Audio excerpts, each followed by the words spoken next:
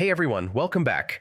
In this video, I'll explain why your YouTube CPM is very low in the US and what you can do to fix it step by step.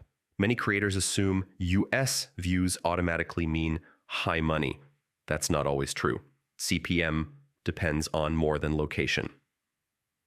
Step 1. Check your content category. Advertisers pay based on topic.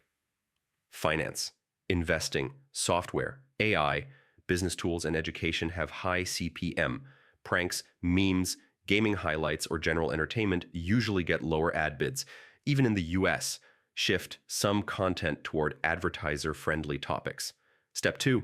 Avoid limited ads. Go to YouTube Studio and check if your videos have the yellow dollar sign.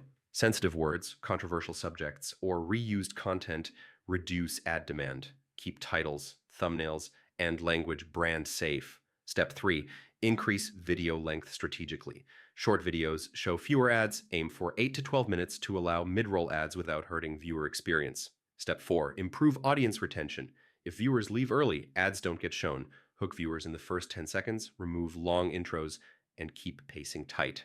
Step 5. Check traffic source. US traffic from YouTube search and suggested usually pays more than shorts or external traffic. Optimize SEO titles and strong thumbnails. Step 6. Upload during high ad seasons. CPM drops in early year months and rises in Q4. If it's a low ad season, focus on growth. CPM often recovers. Step 7. Build a specific audience.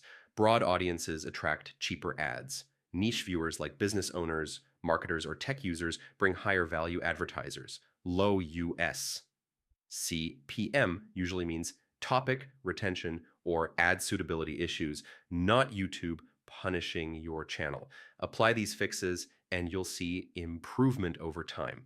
And that's how to fix low YouTube CPM in the US step by step in 2026. Like the video, subscribe for more monetization tips, and I'll see you next time.